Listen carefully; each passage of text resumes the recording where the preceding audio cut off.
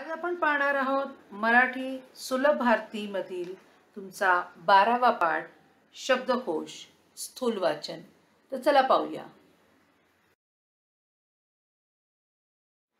दैनंदिन जीवनात आपण सहजपणे अनेक नवीन शब्द वापरतो।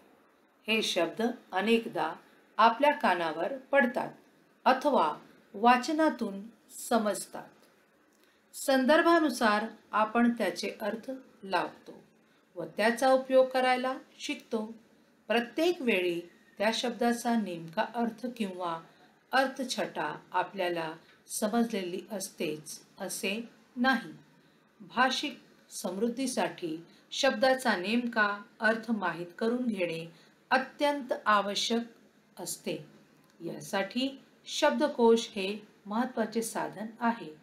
यावर्षी आपण शब्दकोशाची ओळख करून घेणार आहोत। नवीन शब्दांचे अर्थ आपण शब्दकोशात पाहू शकतो।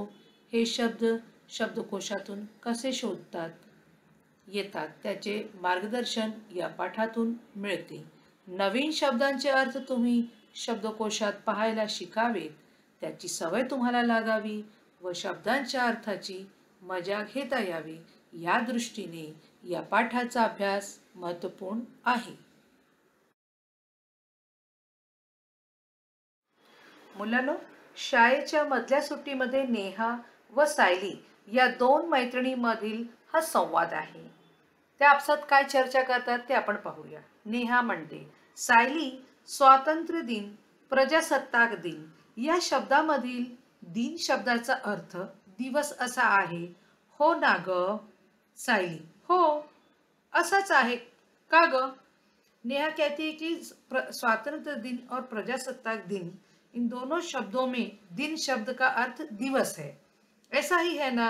तो सायली कहती है हाँ ऐसा ही है। क्यों, तुम क्यों पूछ रही हो? तो नेहा कहती है अगं मागच्या धड्यात हा शब्द आला होता तेव्हा बाईंनी या शब्दाचा अर्थ सांगितला होता गरीब। तो नेहा कहती है कि पिछले पाठ में जब ये शब्द आया था तो बाईनी मतलब हमारी टीचर ने हमें बताया कि इसका दिन शब्द का अर्थ होता है गरीब। तो अब यहाँ पे दिवस कैसे हो गया? तो सायली क्या कहती है, दोन्ही शब्द नीट बघितलेस का तू कसे लिहिले आहेत ते? सायली कहती, क्या तुमने दोनों शब्दों को ध्यान से देखा क्या कि वह कैसे लिखे हुए हैं? नेहा, आपण आता पुस्तकातच बघूया शब्द कसा लिहिला आहे ते। कहती है कि चलो अच्छा हम किताब में देखते हैं कि किस तरह से लिखा गया है। सायली, हाँ हाँ बघ मागचा धडा आणि हा शब्द दीन। नेहा, अरे हो तरी दोन्ही शब्द लिहिण्यात फरक आहे। सायली, बरोबर, दीन शब्दात दी दीर्घ आहे, दीन म्हणजे गरीब। सायली कहती है कि दोनों शब्दों के लिखने में फर्क है। दीन शब्द जो है उसमें एक में दी दीर्घ है, इसलिए दीन मतलब गरीब, और दिन शब्द में दी ह्रस्व आहे, दिन म्हणजे दिवस।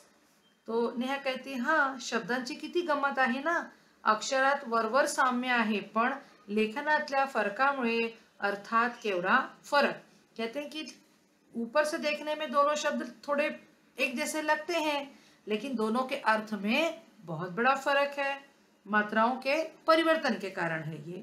सायली, आपण दोघी जणी असे नवीन शब्द आणि त्याचे विविध अर्थ रोज समजून घेऊया।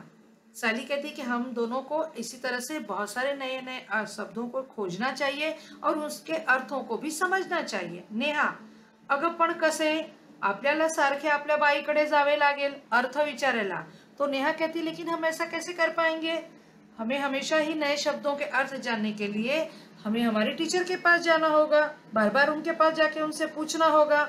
सायली, अगं नाही, मला माहित आहे त्याची गंमत, शब्दांचे अर्थ आपण कसे शोधायचे ते मी तुला दाखवते।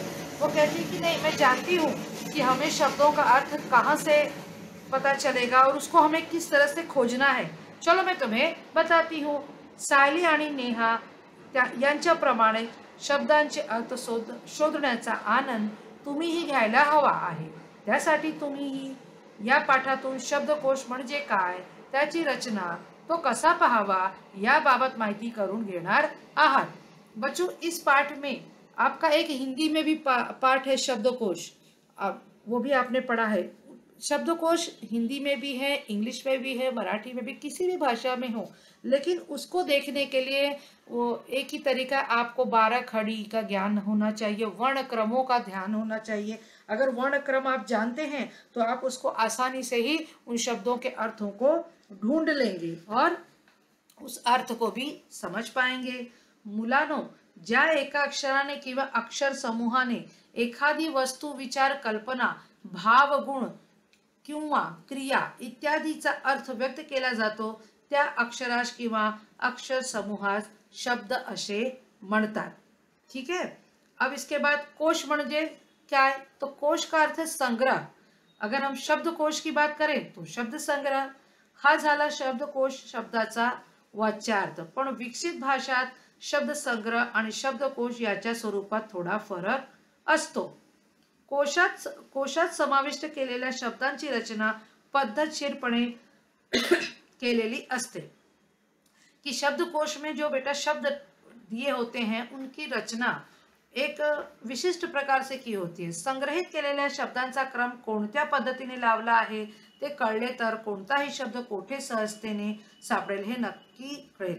जब तुम्हें वर्णक्रमों का ज्ञान होगा, 12 खड़ी का ज्ञान होगा और शब्दों को किस तरह से ढूंढा जाता है कि पहले अ आएगा, अ के बाद आ आएगा, तो जिस तरह से आपके वर्णक्रम दिए होते हैं उसी क्रम से ये शब्द दिए होते हैं तुम्हारे शब्दकोश में भी, तब इनको आप आसानी से ढूंढ पाओगे।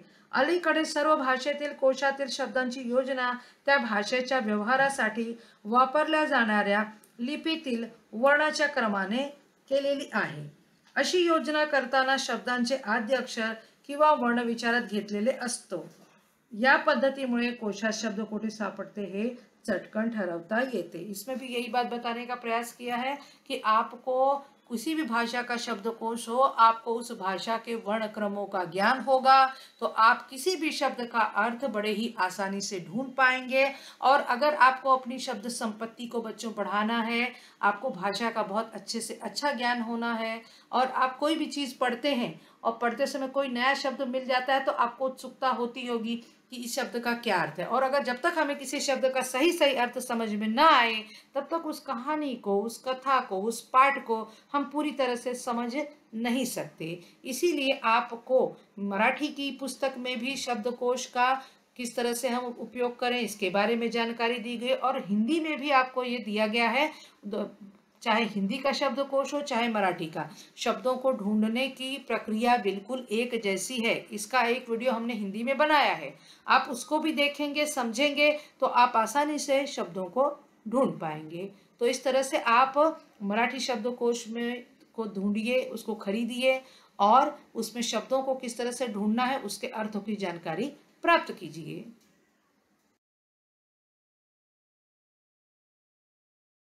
मुलांनो, हा व्हिडिओ तुम्ही जास्तीत जास्त लाईक करा, सबस्क्राईब करा, घरी राहा, सुरक्षित राहा। धन्यवाद।